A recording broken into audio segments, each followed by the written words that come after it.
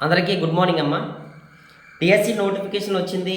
వచ్చిన తర్వాత మనకి 45 డేస్ ఉందని మనం మాట్లాడుకున్నాం. సో అది యథావిధిగా కూడా ప్రభుత్వం ఏ నిర్ణయం తీసుకున్నా దానికి కట్టుబడి మనం ఉండాలి కాబట్టి మన యొక్క నిరసన తర్వాత లేదనుకున్నట్టయితే మన యొక్క శాంతియుతంగా ప్రభుత్వానికి ఏదో రూపంలో తెలియజేద్దాం. అది secondary.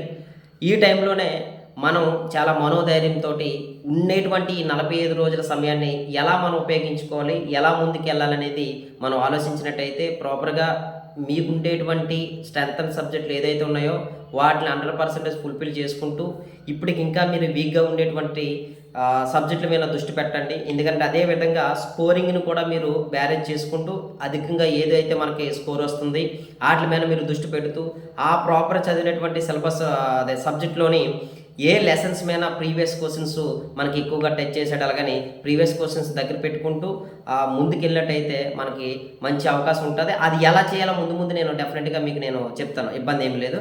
At the same time ఇప్పుడు ఎక్కువగా మనల్ని అభ్యర్థులు డిఎస్ అభ్యర్థులు ఫోన్ చేసి కానీ మెసేజ్ రూపంలో కానీ మనం లేకపోతే కింద కామెంట్ రూపంలో కానీ అడగడం ఏంటంటే ముఖ్యంగా ఒక 3 క్వశ్చన్స్ అనేది ఎక్కువగా రేజ్ చేయడం జరుగుతుంది. ఒకటి, ఒకే డిస్టిక్ ఒకే ఎగ్జామ్ పెట్టాలి అలాగని. గతంలో తెలంగాణలో కూడా ఈ విధంగానే ఇంప్లిమెంట్ అయింది, ఆంధ్రాలో కూడా ఇదే విధంగా చేస్తారనేది కూడా ఒక ఊహాగానాలు వచ్చాయి. దీనిపైన మనకు ఒక క్లారిటీ అనేది ప్రభుత్వం అనేది ఇవ్వలేదు. సో దయచేసి ఏంటంటే ఒకే ఎగ్జాము ఒకే డిస్టిక్ పెట్టినట్టయితే ఈ నార్మలైజేషన్ ప్రక్రియ అనేది లేకుండా అందరికీ సమన్యాయం జరుగుతుంది. ఎందువల్లంటే డిఎస్సి కాబట్టి డిస్టిక్ సెలక్షన్ కమిటీ ఆధ్వర్యంలో జరుగుతుంది కాబట్టి డెఫినెట్గా అది ఇవ్వడానికి అవకాశం ఉంటుంది. దాన్ని కూడా ఖచ్చితంగా ప్రభుత్వం త్వరగా ఒక నిర్ణయం ప్రకటించవలసిందిగా స్టూడెంట్స్ అయితే కోరుకుంటున్నారు. ఇక రెండో కోణం ఏంటంటే 42 నుంచి 44 పెంచడం జరిగింది. కానీ 7 సంవత్సరాల నుంచి మనకి నోటిఫికేషన్ లేదు. అలాగని ఆ బార్డర్లో ఉండేటువంటి యాస్పిరెంట్స్ ఎవరైతే ఉన్నారో వాళ్ళు చాలామంది అడుగుతున్నారు. ఇక మీకు కోపం రావచ్చు, మేము అంటే వయసు ఉన్న వాళ్ళు తర్వాత ఎక్కువ కాలం నుంచి చదువుతున్న వాళ్ళు మాకు పోటీ వస్తారు అలాగని. మనం కూడా ఆ బార్డర్కి వెళ్ళినప్పుడు ఆ పెయిన్ మనకు తెలుస్తుంది. ఒక గుర్తుపెట్టుకోండి, చదువునోడు ఖచ్చితంగా ఉద్యోగం కొడతాడు. ఆ యొక్క భయపడుతూ వాడు నాకు కాంపిటీషన్ వచ్చేస్తాడు, ఈడు నాకు కాంపిటీషన్ వచ్చేస్తాను అనుకున్నాడు ఎప్పటికీ ఉద్యోగం సాధించలేడు. ఓకేనా? సో దీన్ని మాత్రం మీరు దృష్టిలో పెట్టుకోండి. ఎందువల్లంటే అడిగేవాళ్ళు ఇప్పుడు ఎక్కువ మందికి అవకాశం కల్పించడం వల్ల పోటీ అని భావించుకున్నట్టయితే మన ఆ పోటీలో నేను నిలవడమే అనవసరం. ఒక నలుగురికి పెట్టి అందులో ఉద్యోగం కొడితే గొప్ప ఏముంటుంది? సో కాబట్టి ఎవడు బాధ వాడికి ఉంటుంది కాబట్టి వాడు ప్రభుత్వాన్ని అడుగుతుంటాడు. అలా అడిగినప్పుడు ఏమంటామంటే నెగిటివ్ కామెంట్ చేసి లేకపోతే మరోటో చేయడం వల్ల ఏమవుతుంది అంటే అవతల వ్యక్తులు కూడా బాధపడేటువంటి అవకాశం ఉంటుంది. దాన్ని కూడా కొంతమంది ఆస్పిరెంట్స్ దృష్టిలో పెట్టుకుని కింద కామెంట్ చేయండి. ఎందువల్లంటే ఎవరు ఆలోచన ఎవరు ఇప్పుడు ఫ్యామిలీని వదిలేసుకుని 7 సంవత్సరాల నుంచి నోటిఫికేషన్ లేకపోవడం వల్ల వాళ్ళ వయసు అయిపోవడం వల్ల వాళ్ళ బాధ ఎలా ఉంటుంది? సో అందువల్ల ఏంటంటే వాళ్ళు ప్రభుత్వం డిమాండ్ చేయడం జరుగుతుంది. ఇక ఒకే డిఎస్సి ఒకే డిస్టిక్ ఉండేటువంటి ఆలోచన ఒకటి. తర్వాత ఏంటంటే వయసుని పెంచమని. ఇక మూడోది ఏంటంటే ఎక్కువ మంది చాలామంది ఇది కోరుకుంటున్నారు. ఏమని 45 డేస్ అనేది సమయం ఇచ్చినట్టయితే కనీసం ఒక్కసారి రివిజన్ చేయడానికి కూడా సమయం సరిపోదు, మాకు కనీసం ఒక 90 రోజులైనా సరే సమయం ఉండాలి.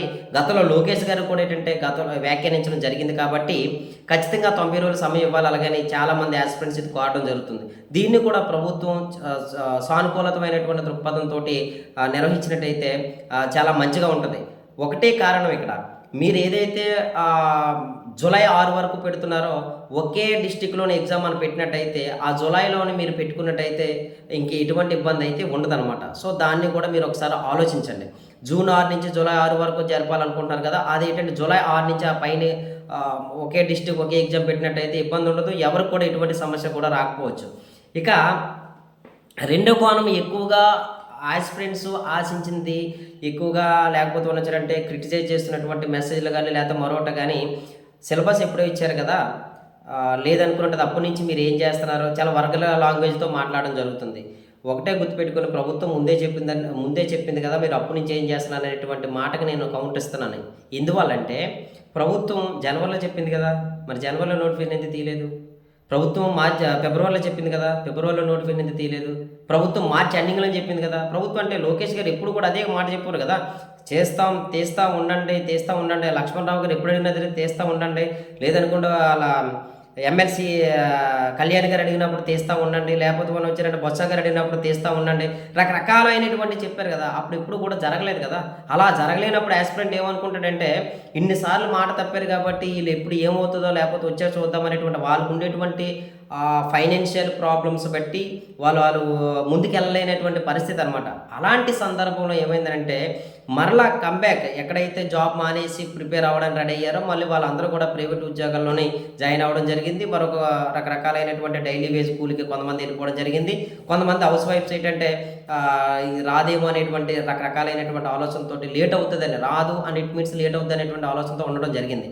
సో ఇప్పుడైనా సరే ఒక ప్రిపరేషన్ సీరియస్నెస్ ఎప్పుడు వస్తుందంటే బేసికల్గా ఎలాంటి వాడికైనా సరే, ఈవెన్ సివిల్స్ కొట్టినటువంటి వ్యక్తికైనా సరే బేసికల్గా ముందు జరిగేటువంటి ప్రిపరేషన్ అంతా ఒక ఎత్తు అయితే నోటిఫికేషన్ ఇచ్చిన తర్వాత జరిగేటువంటి ప్రిపరేషన్ అనేది ఒక ఎత్తు ఉంటుంది. ఇప్పుడు నేను నెగిటివ్ కామెంట్స్ పెడుతున్న వాళ్ళు కూడా ఇప్పటి నుంచి ఒకలా చదువుతారు, ఇప్పుడు దాకా మీరు ఒకలా చదువుకుంటారు. ఈ 45 డేస్లోనే ఏమవుతుంది, ఓవరాల్గా మనం అంతా కూడా కవర్ చేసేయడం అనేది అసంభవం. మరి మీరు దైవ సంభూతులేమో అయితే తెలియదు కానీ సో మరి నా వరకు అయితే మాత్రం అది సాధ్యం కాలేదనేది నేను అనుకుంటున్నాను. ఓకేనా?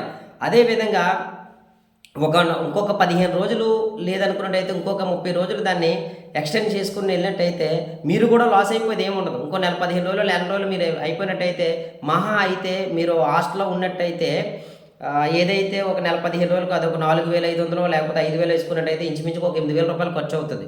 అంత కానీ ఏంటంటే ఎక్కువ మంది ఆస్పిరెంట్స్కి అనేది ఏమవుతుందంటే న్యాయం జరుగుతుంది. అట్ ద సేమ్ టైం ప్రభుత్వం మీద ఏంటంటే సానుకూలమైనటువంటి దృక్పథం కూడా ఏర్పడుతుంది.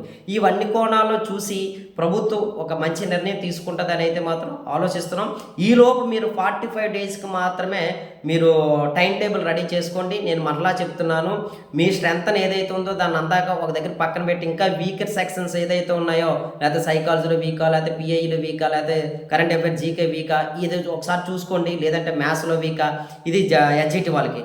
ఇక రిమైనింగ్ ఏంటంటే మన స్కూల్ అసిస్టెంట్ వాళ్ళకి సంబంధించినటువంటి ఆ ఇంటర్మీడియట్ సిలబస్ ఇంకా త్వరగా కవర్ చేయలేదు, వాటి మీద దృష్టి పెట్టండి. తర్వాత ఉన్నాయి మీకు మెథడాలజీ మీద ఇంకా దృష్టి పెట్టలేదు, వాటి మీద ఇమీడియట్గా దృష్టి పెట్టి తయారు చేసుకోండి. ఇలా అయినట్టయితేనే కానీ మనం ఈ 45 డేస్కి మనం సమగ్రంగా తయారు కాలేమన్నమాట. ఖచ్చితంగా మనం దీర్ఘకాలికంగా ప్రిపేర్ అవుతున్న వాళ్ళకి పోటీలో నిలవాలంటే ఇప్పటి నుంచి మనం ప్రతి ఇంకా మీరు మినిమము ఒక 15 గంటలు అయితే మాత్రం మీరు బుక్స్ దగ్గర మాత్రం స్పెండ్ చేస్తేనే మన డిఎస్సిలోని మనం ఉంటాం తప్ప మరి లేదు 8 గంటలు 10 గంటలు చేస్తాను అనుకున్నట్టయితే ఈ 45 డేస్లో మనం సాధించలేం. కాబట్టి డెఫినెట్గా డూ ఆర్ డై.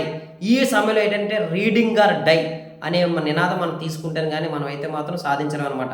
మరింతగా ఏదైనా నా పందాలో నేనైతే మాత్రం సమయం పెంచడానికి ఇప్పుడు కూడా అదే నేను స్టాండ్ తీసుకున్నాను కాబట్టి ఆ యొక్క ప్రయత్నం అయితే నేను చేస్తాను. మీరు కూడా మీ దగ్గర ఉండేటువంటి ఎమ్మెల్సీలు కానీ ఎమ్మెల్యేలు కానీ ఒక వింతపత్రం ఇవ్వడానికి ప్రయత్నం చేయండి. అవకాశం ఉన్నట్టయితే ఇప్పుడు వరకే మనం నోటిఫైన్ ఇచ్చేసాడు కాబట్టి ఇబ్బంది లేదు కాబట్టి ఒక నెల 15 రోజులు ఎక్స్టెండ్ చేసుకుంటే ఇబ్బంది ఎటువంటి ఎవరు కూడా ఇబ్బంది ఉండదని నా పర్సనల్ ఒపీనియన్ అనమాట. మరింత సమాచారం వచ్చినట్టయితే నేను డెఫినెట్గా మీ అందరూ కూడా షేర్ చేస్తాను, ఇబ్బంది లేదు. మన ఛానల్ని సబ్స్క్రైబ్ అయితే చేసుకున్నట్టయితే మీకు నోటిఫికేషన్ రూపంలో మన వీడియోలు మీ ముందుకు వస్తాయి అనమాట. థ్యాంక్ యూ అమ్మ, థ్యాంక్ యూ.